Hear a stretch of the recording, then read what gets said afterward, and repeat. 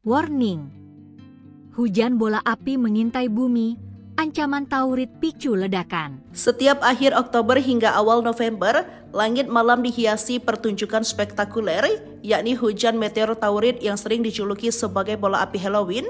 Hujan meteor ini terkenal karena bola-bola apinya yang terang melintasi di langit malam seolah menari di antara bintang-bintang. Puncak taurid selatan terjadi pada Selasa 4 November 2025, yakni hingga Rabu 5 November 2025. Disusul dengan taurid utara pada Selasa 11 November 2025 hingga Rabu 12 November 2025. Namun di balik keindahannya, para ilmuwan memperingati adanya potensi bahaya dari gugusan puing kosmik yang mungkin mendekati bumi di tahun 2032 dan 2036.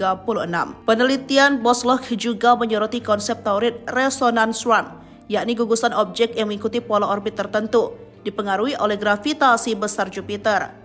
Objek-objek ini mengelilingi matahari, yakni 7 kali untuk setiap 2 kali orbit Jupiter, menciptakan ritme yang bisa mengumpulkan puing-puing di wilayah tertentu. Bosloch juga menekankan bahwa meskipun resikonya meningkat, kemungkinan tumbukan masih sangat kecil.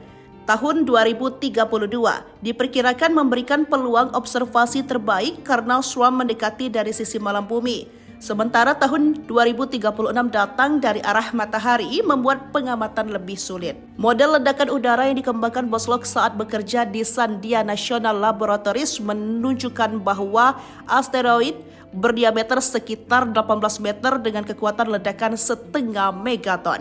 Sedangkan peristiwa Tunguska diperkirakan 10 kali lebih kuat. Dari Chelyabinsk, ilmuwan belajar bahwa sebagian besar korban luka disebabkan oleh pecahan kaca, yakni ketika orang berlari ke jendela untuk melihat cahaya terang.